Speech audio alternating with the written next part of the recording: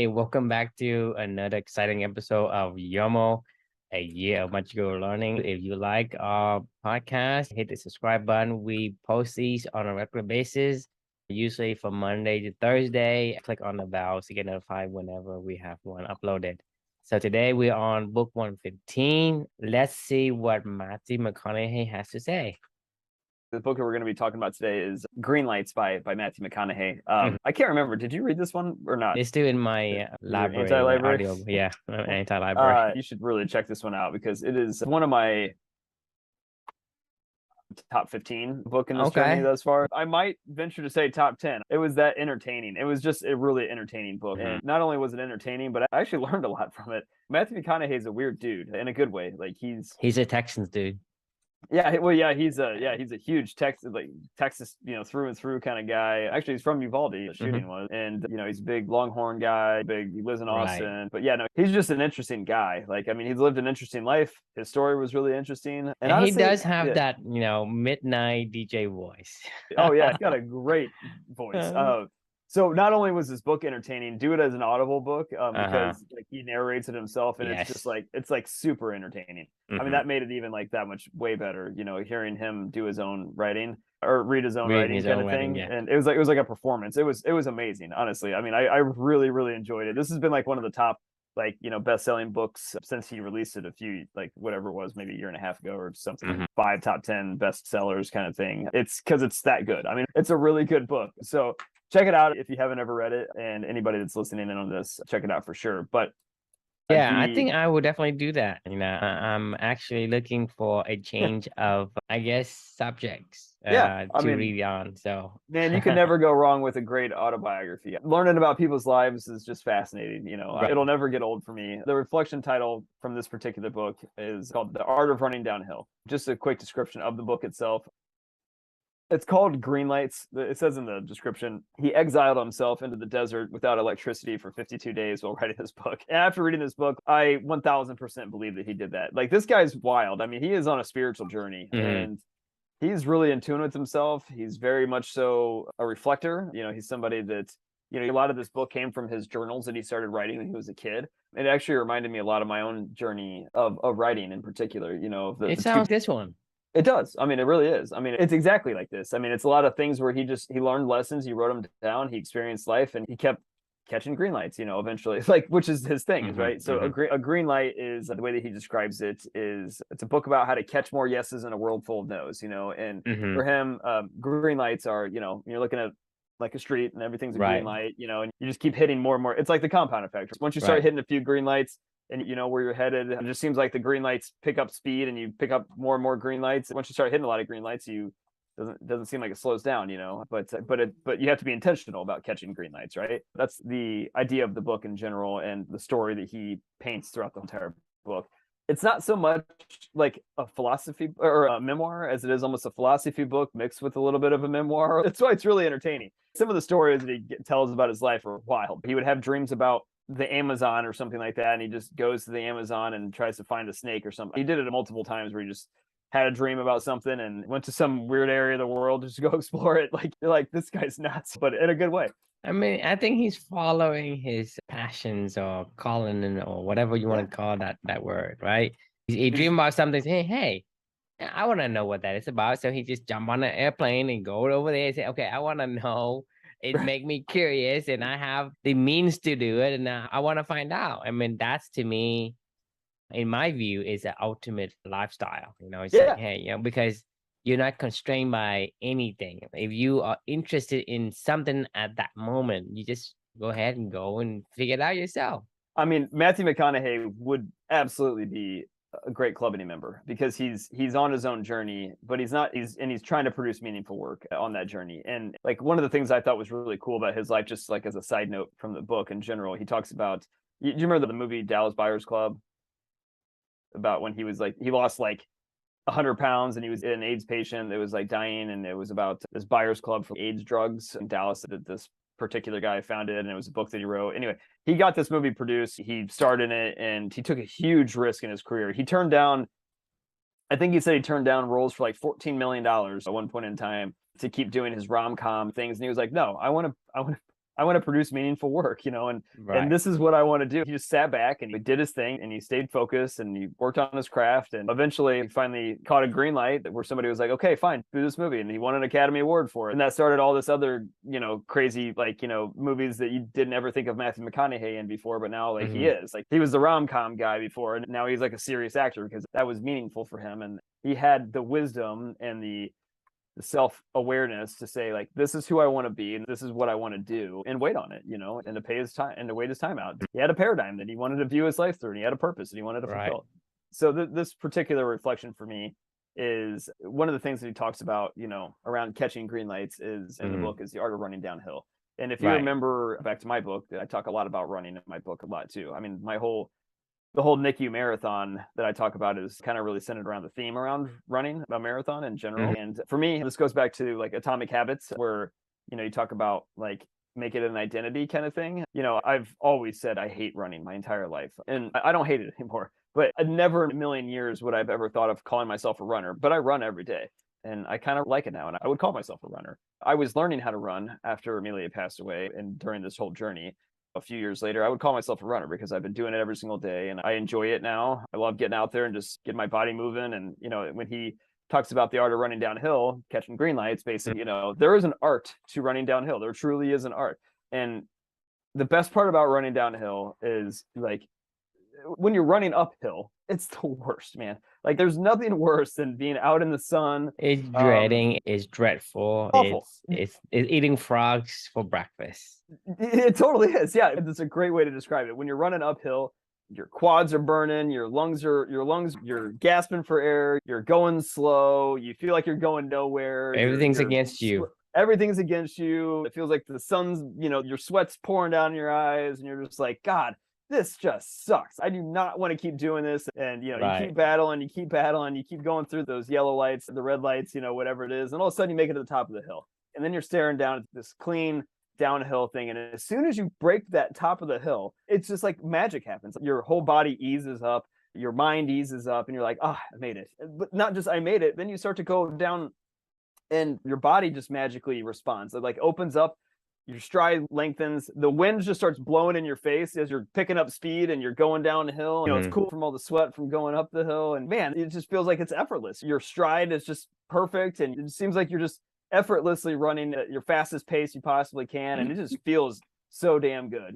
It truly is an art to savor that moment, to go and say, man, this is why I just ran up that friggin' hill. This is why I just did what I did. This is why I'm out there running every single day. And it's to get these moments of green lights when everything just aligns and everything feels like it's effortless and easy. And it just makes sense, and there really isn't an art to catching green lights, to aligning your life around that downhill portion of your run and really training everything, knowing that you got to get up that hill first, right? But once you're there, just the downhill, like enjoying the shit out of it, because it doesn't last forever. You hit a flat road or you turn a corner and you're going back uphill again or whatever. But like, when you're on those downhills, like enjoy the shit out of them and enjoy all the green lights. And yeah, I mean, that's what this reflection's about at a high level. So it's always preceded by pain and heartache and struggle, but once you get up that hill, like it's catching green lights all the way down, and embrace it. There's an art to it. It's an art to enjoying it. So yeah, I'll pause there. The question I had for everybody is, when were the times in your life when everything just felt aligned and effortless, and it felt like you could do nothing but catch green lights? And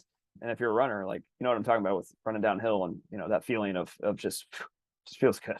Anyway, yeah, love to pause and get your thoughts there. Yeah, so I really love the reflection title, The Art of Running Downhill. I think I kind of alluded to this kind of concept in our past episodes.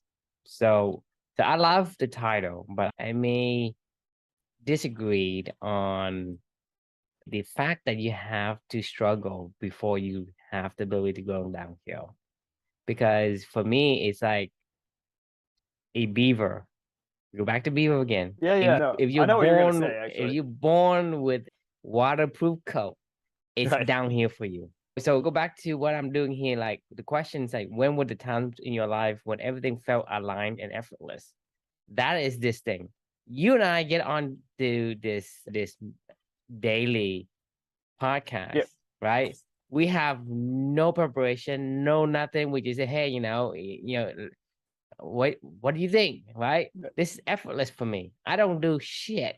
Right. And I have so many great conversation with you, 115 books into it, and there's many, many more to come. And we spend no effort at all on how we prepare for. I mean, don't we prepare? I mean, you and I get, we got on and say, okay, what book was it? 115, right? Yeah. Okay, let's talk about it, right? Right. There is no like, oh, I gotta go and prepare, right?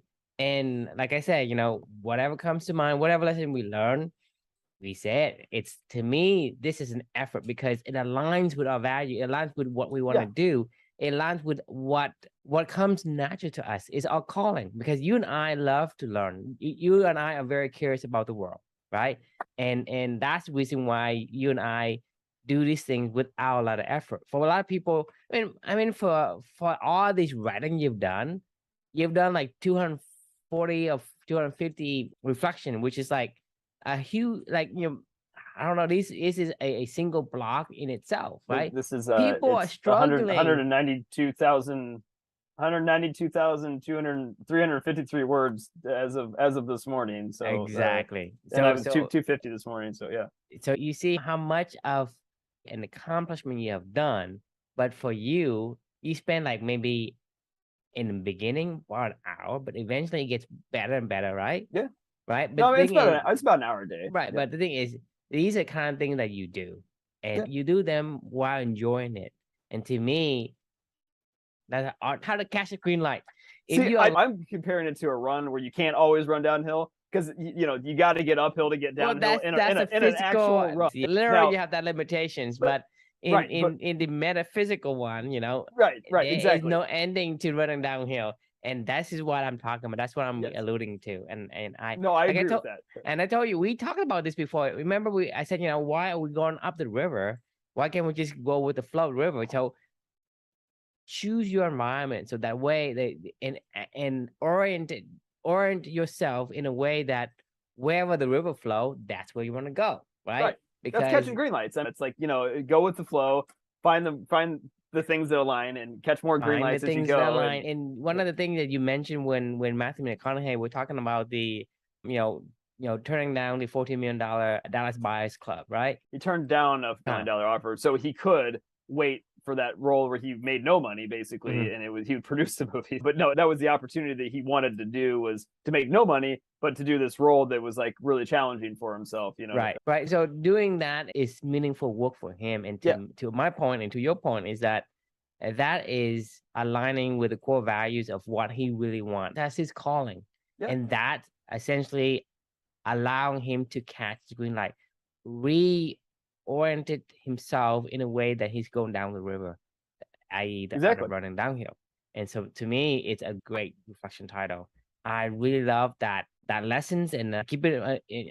To me, this is one of the top quote unquote bumper sticker saying that I would keep. One of the top saying, is a beaver must dam. That's top 5, definitely, right? Well, that's number one. I mean, that's got to be number one, right? Yes, I mean, yes. Of course. Are we gonna write a book of our own aphorisms, or whatever? We'll call them truephorisms? The one I was writing about this morning, and just for fun, I couldn't remember exactly what you said, so maybe you can correct me right now.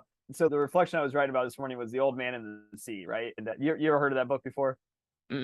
It's a Hemingway book, and I decided to give Hemingway a chance because I was like, he's Hemingway, right? I mean, he won a Nobel Prize for literature. I was like, okay, what's the most famous work? So I Googled it, and it was Old Man in the Sea. Anyway, this book's about an old man that goes on to an epic fight by himself with a marlin, and that's the whole book. Like, he goes out on his own, and he battles this marlin, and he comes back and catches the marlin, but he gets beat up. He has this epic ordeal late in his life, and the marlin's too big to even fit in the boat, so all the sharks eat it on the way back, and he has nothing to show for when he comes home other than he's just wounded. Anyway, he has this boy that was his buddy that he would go fishing with and took care of him as an old man. Anyway, he kept saying, I wish the boy was here, because he would know what to do. Like, when he was like, anyway, he was just missing his buddy. And I kept, it reminded me of one of your truephorisms. What's the point of life I can't remember what you say. Like, there's no point of doing something at all unless, you know, if no one's around to see your meaningful work or something like that, does it really matter? You know what I'm talking about? Yeah, What is yeah. it you said? That's why we record these things so Right. that, you know, when it is. So I wrote in here, I paraphrased you. I said, meaningful work is great, but, you know, when no one's around to see it, use it, or do anything with it, then, you know, what's the point, right? Because I keep asking, you know, today, if you are able to make, you know, $1 trillion, but you can't tell anyone about it, you know, how That's you what feel. it is. I'll have to change this one because that's what it is. But I knew it was always something concept will like, keep coming back when these are right. lessons that we learn, that we live by, right? We come back because there's no, and the thing is that kind of eludes to us the value that we hold. The value Right. we hold isn't about what we have. It's about what we do with it, how we celebrate it, Right. how we share it. And to me, that is missing when you only look at it from the perspective, oh, I need money, or I need this or need that. Right. It's not about that. You can have all the goals in the world. You can have the fountain of youth, right? But no one believes you that you have the elixir of life from the fountain of youth. Then your life is miserable just because you can't tell anyone or no one believes you.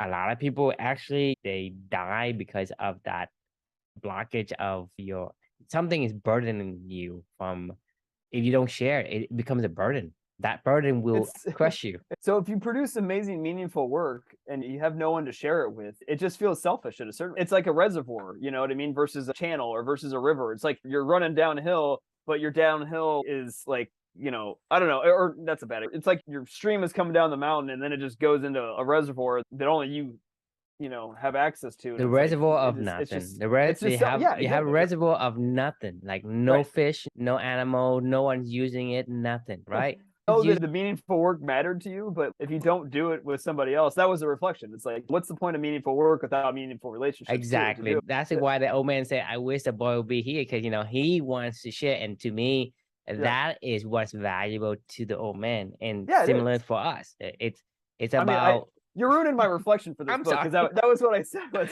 like, I remember when we did this particular thing where we, you know, I was dying to tell you some of these reflections, and we would come onto our nightly 7th generation call, and I would be like, man, I got to share this. I want to share this reflection. You're like, fine, share it. Like, sure, whatever. So I would share it, and you're like, yeah, cool. And then we would do another one, and I was like, I just would get back, and I was like, man, I just wanted to tell you the reflect. We would talk about a topic, and I'm like, I was just right about that. I really want to share this with you. And you're like, okay, well, fine, let's do it. So, you know, eventually that turned into us, you know, doing this, you know, in a weird way. And it makes this journey so much more fun, right? That was what the reflection was about. Well, we're ruining reflection 250. That time we may have some other understanding of the reflections. We may add some more opinions to it, so it will make it more interesting. No worries. Like I said, we don't run for trains, right? This is going downhill. Yeah, we don't run for trains. That's number one. Know what it is. Well, the art of running downhill. Yes, I love that one. We don't run for trains, that's for sure. We don't run for trains. A beaver must dam, a writer must write, a painter must paint, right? A beaver must dam.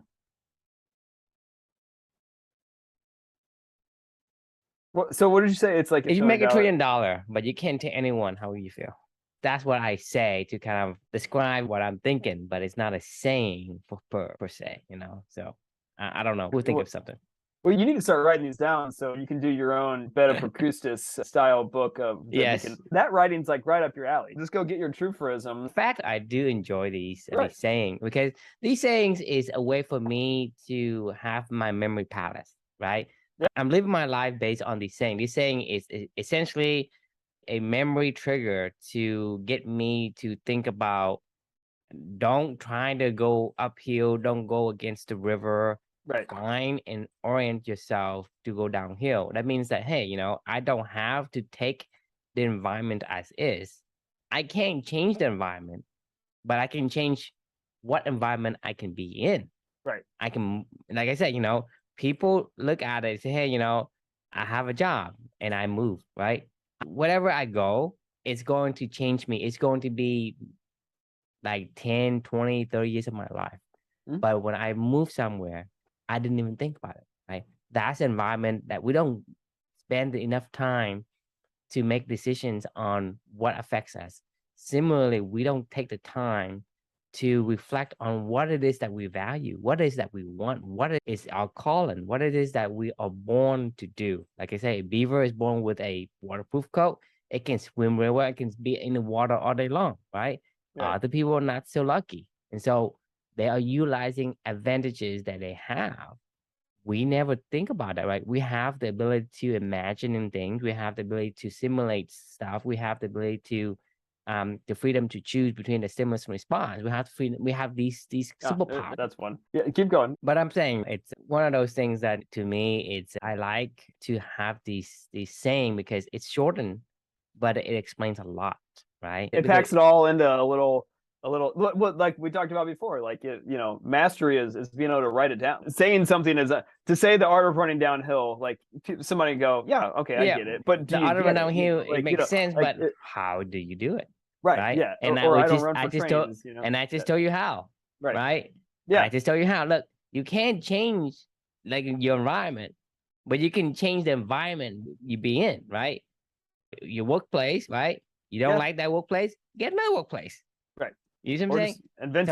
This is where the art of running downhill comes into play. Say there is an art. I gotta say something though, that like life can't always be running downhill and catching green lights. I mean, you never know when that atomic bomb is right around the corner. You never know when, stuff that you can't control that literally it just falls in your lap. And even though you think you're running downhill, all of a sudden you find yourself staring up at a mountain to go climb.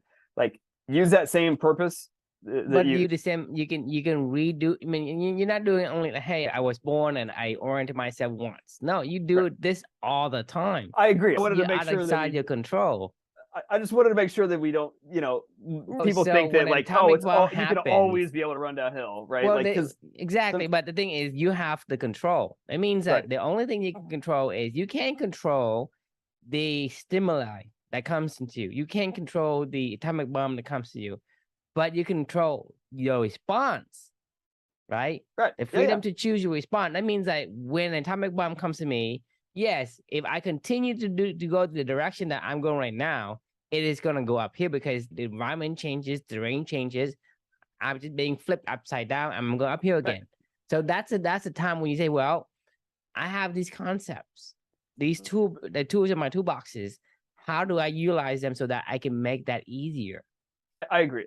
That's when you lean on the why you're running anyway in the first place. Like that's when every single hill that you climb, when you hit that roadblock and you got to get back to go catching some green lights and running downhill, like that's kind of what I was trying to get across in this reflection is like, I know why I run up the hill now, right? Like when I first started running, it was like, what the hell am I doing? Like, why am I like this sucks. Like, let's just go find a flat, like let's go run on a track, or go run on a treadmill or something, where it's like, if you just want to go run, like there's easier places to go run. But now I actually really value running outside because it's never easy. And also at the same time, you get these, you have to go earn that hill, you have to go, but I know why I go and run, now. Like that's that same purpose that you're talking about of catching green lights when you're going downhill and designing that environment to stay on that hill as long as you can, like, and going on that downhill as long as you can. That's great. But that same purpose applies when you're running up that hill as well, because you're like, look, this is why I'm enduring for my daughter, for my purpose. But it's not easy, but you know why. You will make it through because you know why. It's easier because to me, like I said, go back to what I'm saying before. Everything's about comparing value, right? Like I said, if I'm trying to sell you a bottle of water for $100,000, would you buy it? If I'm in a desert and I haven't drank exactly. That's sure, and I have 100. Exactly. When you're in a desert, the value of the bottle of water skyrocketed. Right. I mean that you really, really value that bottle of water. And so you're willing to pay $100,000 for the bottle of water, but you're in a rainforest or in places where water is plentiful. Your value is different. That's what I'm saying is it's all about the comparison of the value. When you have a value, whatever is up on the hill is more valuable than the effort you exert to go up the hill.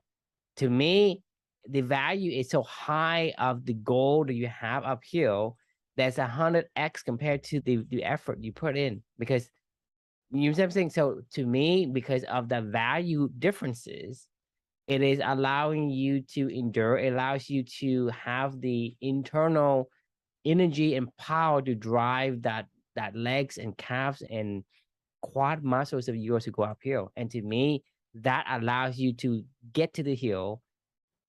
And to me, you can endure. It's easier to endure. I can tell you that when I have diabetes, people say, well, you are this, you're that, To to me, it's not about whether you want to or not. It's like because your body gives out, right? It's not like, hey, I don't want to crash just because I eat some sugar. I'm crashing. I just can't move anymore, right? They say, Right. well, you just need to, pain through the whatever and suck it up and whatever. That's not how it works. But if you're able to endure it because you have a certain value, then your body is allowing the extra energy. And that's why I'm saying is there are certain things that overcome your physical abilities. If you don't have the value, then you just won't. Just like when you have somebody, I hear a lot of people like they do extra human feat, meaning like a person that is in an avalanche able to lift up very, very heavy rocks to get out of danger, or a mother lifting a car to get her child out.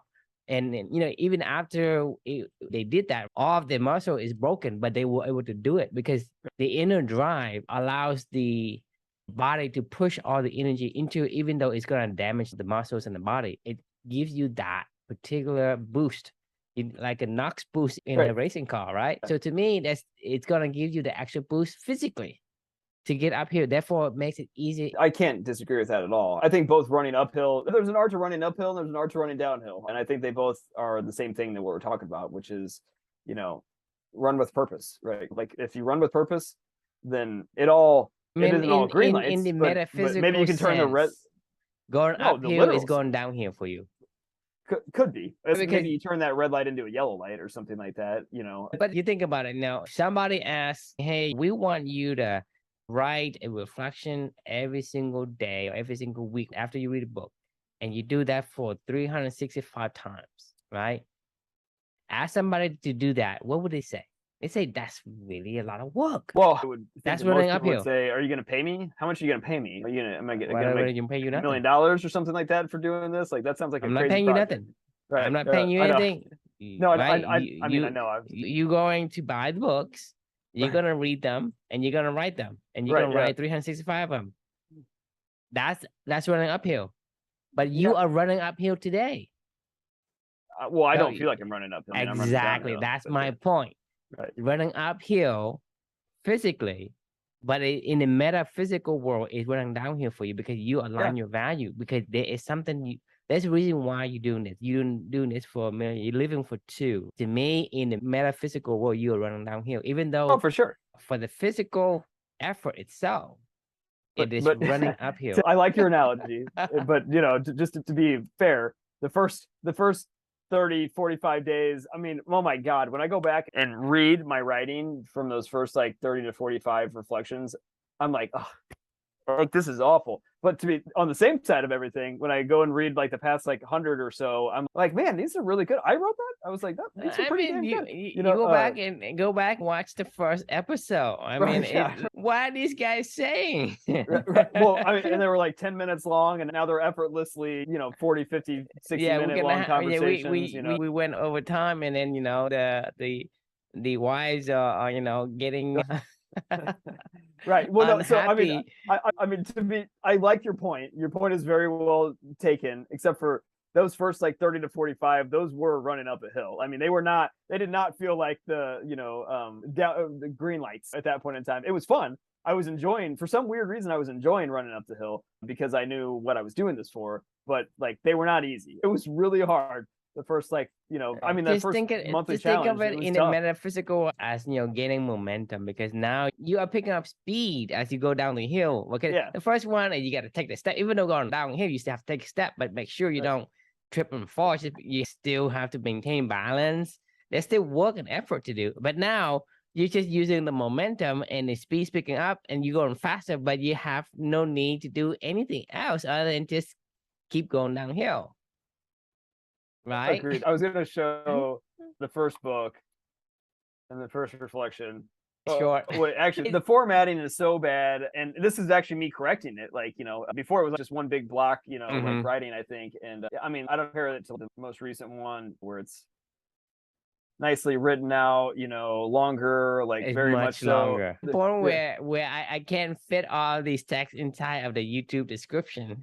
The points are more valid, the stories are better, the formatting's better, my writing's better. I don't know. I go and look through all these and I'm like, you know, this is like, it's The just content has some insights to them. right. The I mean, discussion is not so boring. exactly. Yeah. I mean, it's been a fun journey for sure. And I am definitely catching green lights now on this journey. And it's a good reminder to enjoy running downhill because, like, I mean, this still It's a isn't hell easy. of fun. But it's a lot of fun, going right? Yeah. downhill. That's for sure. I mean, let's you know, call a spade a spade. Like, you're still running when you're running downhill. It might feel better, but you're still running. So I mean, this isn't easy, like doing what I'm doing. But like I said, you say running but it's fun. downhill, right? Not running uphill or running flat, right?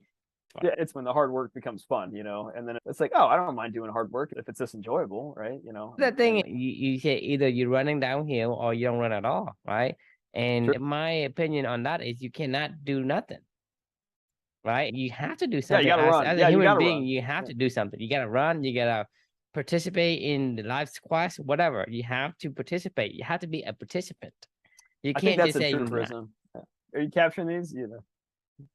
Sure. I'll keep that in mind. Eventually, it'll come because you know, like I said, these are kind of things that I repeat over and over again, and sometimes I say it to you know too many times, but you know, it's to make my point, which is why. Yeah, but that's how I live my life. It's, you know, I live my life based on these things, and those are my memory triggers. I think you need a book of aphorisms. Yeah, I think you need a book of aphorisms. You know, just like the Beta Percustus or whatever. I love that book. I read it like 5 times. Well, there you go. Do you know how many aphorisms are there in it? I would say upward of 200. Okay, so do one a day for the next couple hundred days, and then you can share it at the end of this. We'll make your own little section of the blog. Truthforism is not something you do in a day. This is the one you learn in a lifetime. Oh, I know. I'm saying try to. I mean, try to write them down. That one area have done. Right. Like to a healthy man, you know, he wants 1,000 things. To a sick man, he only wants one thing. Like write them down, man. I know you've always been hesitant to try to do your own guest writing on this stuff or whatever. Like, I think that's like a perfect complementary piece to this whole entire thing. I mean, you're just writing down a phrase, but you know what that phrase means, and it came from a loving, deep place, and it's meaningful. So do that. Because I was thinking, like, a lot of times when I'm posting these on YouTube, I wish all these are these. Because the thing is, each of these reflection title is a lesson that we want to learn. Yeah. Right. And so a lot of these times, like I was saying, you know, these reflections should be written in a way that is a aphorism. Like this one, that is an aphorism, right? Yeah, they're all kind of aphorisms. Like, I mean, really, you can pick any of these. Like, I'm in a cul-de-sac, you know, I know what that means. Right. So those reflection what I learned on my own, I still remember. Actually, aphorism. Yeah, first do no harm. The devil's outside doing. We're talking about the platinum rule, right? Yeah. The platinum rule. Emotions aren't our enemies. This is one of my favorite ones I wrote recently. For Ford's sake, you know, emotions are our enemies. In this book, A Brave New World, Henry Ford is like their god because he invented the assembly line. So instead of saying, you know, anytime you would ever say the word like Lord or God or whatever, you say Ford instead. It's for Ford's sake. Yeah, exactly. So it's for Ford's sake, you know, enemies aren't our. I'll remember that for a long time. I think we're officially starting a new side project called Truisms. The question we could leave for everybody for today is, when were the times in your life when everything just felt aligned and effortless, like you were catching green lights and running down the hill? Try to figure out what that magic was and that purpose that was leading you down that. Figure out how to do it every day. If you can do that, then I think you'll have a pretty happy life, or fulfilling life at least. Interested? You come join us in a company recruiting members. I agree. All day, every day, and we'll pay you. So, you know, just so you know, you'll get $80,000 a year for us to go help you to catch green lights. You know, that sounds insane and stupid and weird, but it's true. So can't wait for you all to join us. We will see you all next time, and thanks for joining in, and talk to you soon. Yeah, have a good one. Bye-bye.